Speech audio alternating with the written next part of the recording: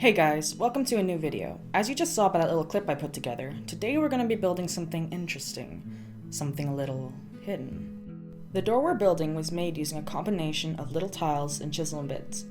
As you can see, it requires a password of sorts to be able to be opened. It has to be opened in order of first brick, then second brick, then the door, or it won't work. There's also the elevator, of course, but that's easier to make and wouldn't give me enough for a full video. Also, not exactly the most exciting stuff. So, to start out with, you're going to want to know what size your elevator is going to be and how far it's going to travel to bring you into your hidden room. I decided to go with a crisp 3x3 block size for my elevator, and it's going to be traveling 10 blocks before it settles into the floor in the secret room. I'll be using stone for my elevator, but you can really use anything you want. Just try to match it to the floor so it looks seamless. In the chisel menu, there's a 1/2 snap to grid mode that's useful for making things like half slabs, which is exactly what we're going to do. Just make sure it's on the top half, that's important for later. You're going to want to copy this half slab using a blank chisel design. Paste it in the shape of your elevator, in my case 3x3. 10 blocks above this, or however deep your elevator shaft is, you're going to want to make the exact same elevator.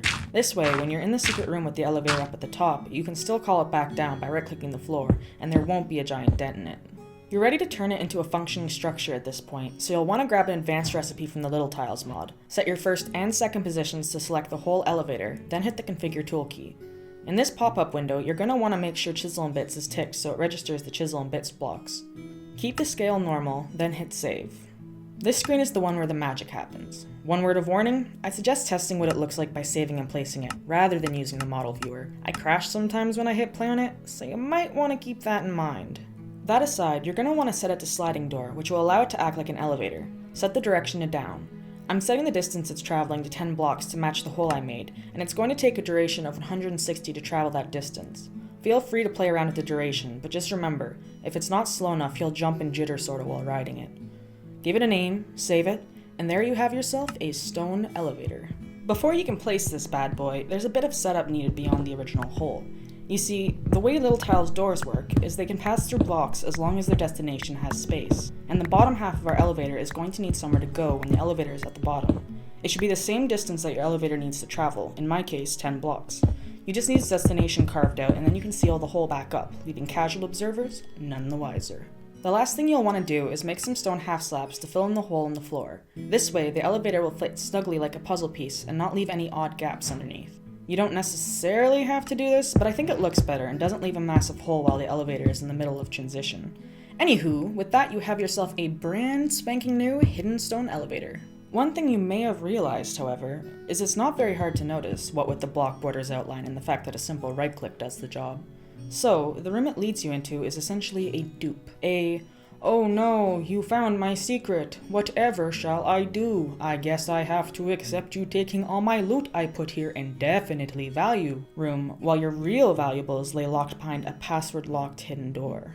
However, the password is not numbers, but rather pressing bricks in a specific order. Otherwise, the door simply won't open.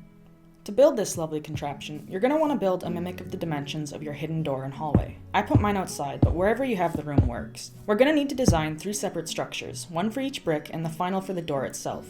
Having the dimensions mimicked will allow us to more easily make sure everything fits properly while having the room to work and adjust. You see, something really interesting I discovered about Little Tiles doors is if their destination is obstructed, meaning something is in the way, they won't open. What that essentially means is you can make infinitely complicated puzzles all using simple doors.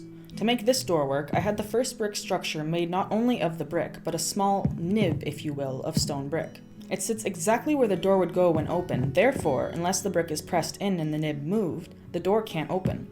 A second layer is added with the second brick, however. This brick has its own nib, opposite the previous nib. The catch is, the first brick also has a second nib, placed where the second brick's nib would go when opened. That way, the second brick can't open unless the first brick is open, and the door can't open unless both bricks are open. It basically creates a hidden password for the door. You don't even have to stop with 2 bricks, the opportunities are endless. To begin with, we can start with the easiest bit, making the door itself. Remove any stone bricks surrounding the door, so when you select it with the blank recipe, none gets in the finished structure. Remember to make sure regular blocks is ticked as well, so it also captures the normal stone brick blocks inside the door. Hit save, and then in the next window, you'll want to once again set it to sliding door.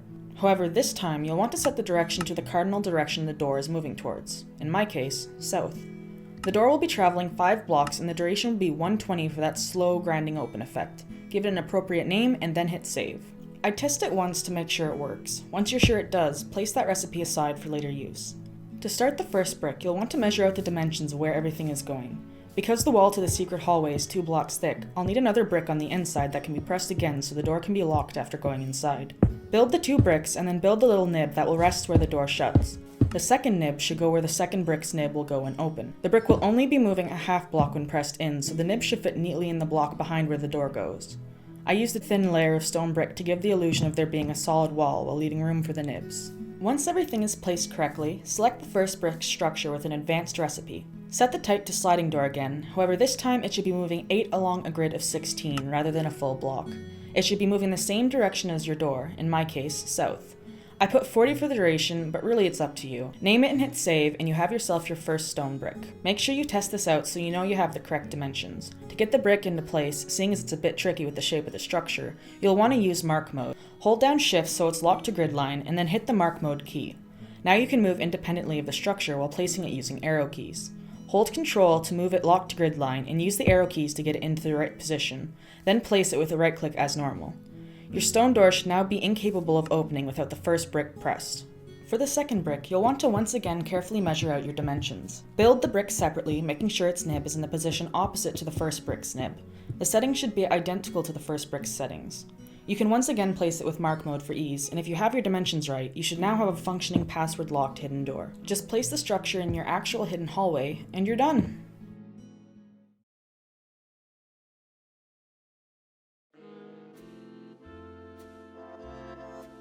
Thanks for making it to the end of the video. I apologize for the laggy recording quality. Getting a better computer is top on my list.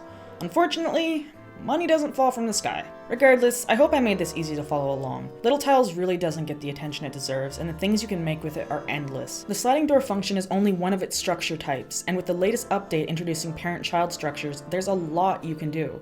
I'm hoping big YouTubers start using these mods, because I'd love to see what could be made by people like BOO, Grian, Etho, Smallish Beans, or so on. If you did happen to enjoy this video, feel free to hit me with a like and/or comment. I appreciate any feedback, good or bad.